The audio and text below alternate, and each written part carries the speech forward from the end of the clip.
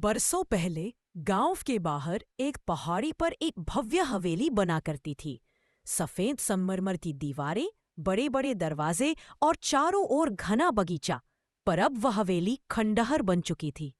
लोग कहते थे रात के समय वहां अजीब आवाजें आती है, कभी घंटियों की, कभी पायल की और कभी किसी के चिल्लाने की।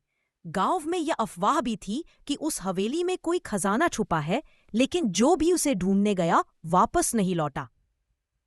अर्जुन, 22 साल का जिज्ञासु युवक, गांव में नया नया आया। राधा, अर्जुन की बचपन की दोस्त, जो गांव में रहती है। बाबा तिलक, गांव के सबसे बुजुर्ग और हवेली के राज के गवाह। राजन, एक लालची सुनार जिसे खजाने में दिलचस्पी है। अर्जुन शाम को गांव के चौपाल पर बैठा था। वहां बुजुर्ग लोग पुरानी हवेली के किस्से सुना रहे थे। बाबा तिलक ने कहा, बेटा, उस हवेली में मत जाना। वहां आज भी मालिक की आत्मा भटक रही है। वो अपने खजाने की रखवाली करती है। अर्जुन हंसकर बोला, बाबा, भूत प्रेत जैसी कोई चीज नहीं होती। ये बस अफवाह है। लेकिन राधा ने गंभीर होकर कहा, अर्जुन, मजाक मत करो। पिछले साल मोहन चाचा हवेली गए थे, फिर कभी नहीं लौटे। अर्जुन की जिज्ञासा बढ़ गई। उसने सोचा, सच और झूठ का पता तो जाकर ही चलेगा। अगली रात वह टॉर्च और कैमरा लेकर हवेली जाने निकल पड़ा। लेकिन रास्ते में उसकी मुलाकात राजन से हुई। राजन बोला, अगर तू हवेली जा रहा है तो मैं भी चलूंगा। सुना है वहां सोने के सिक्के हैं। अर्जुन ने पहले मना किया, लेकिन फिर सोचकर राजन को साथ ले लिया। जैसे ही दोनों हवेली के पास पहुंचे, चारों ओर सन्नाटा था। हवेली के टूटे हुए दरवाजे हवा में चरमराते हुए आवाज कर रहे थे। अंदर घुसते ही फर्श पर बिखरे कांच, पुराने फर्नीचर और जाले नजर आए। अचानक ऊपर वाली मंजिल से पायल की छन छन सुनाई दी।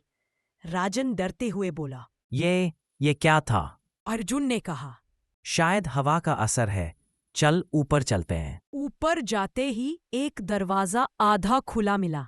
जैसे ही उन्होंने दरवाजा धक्का दिया, एक ठंडी हवा का झोंका आया और कमरे में रखी मोमबत्ती अपने आप जल गई। दीवार पर एक पुरानी तस्वीर थी, एक महिला की जो लाल साड़ी और भारी गहनों में थी। उसकी आंखें ऐसे लग रही थी जैसे वो सीधे उन्हें घूर रही हो। तभी तस्वीर के नीचे से धीमी आवाज आई, मुझे मुक्त करो।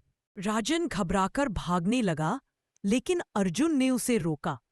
उसने देखा कि तस्वीर के पीछे एक छोटा सा गुप्त तिजोरी का दरवाजा था। अर्जुन ने तिजोरी खोली तो उसमें पुराने कागज, सोने के सिक्के और एक डायरी मिली। डायरी पढ़ते ही सच सामने आया। हवेली की मालिकन रुक्मिणी देवी को उनके लालची रिश्तेदारों ने मार दिया था और खजाना यही छुपा दिया था। उनकी आत्मा न्याय की प्रतीक्षा कर रही थी।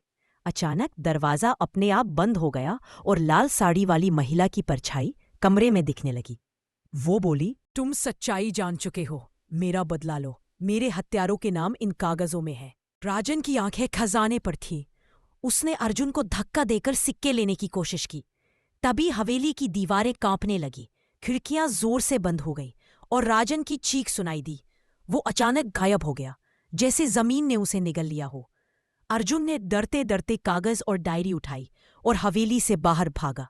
गांव लौटकर अर्जुन ने बाबा तिलक और पुलिस को सबूत सौंप दिए। हत्यारों का नाम सामने आया और उनके वंशजों को सजा मिली। उसी रात हवेली में आखिरी बार पायल की आवाज आई और फिर सन्नाटा। बाबा तिलक ने कहा, रुक्मिणी देवी को अब मोक्ष मिल गया है। अर्जुन ने हवेली की ओर देखा। अब वो बस एक पुरानी इमारत थी, लेकिन उसके रहस्य की गूंज हमेशा गांव की कहानियों में सुनाई देती रहेगी।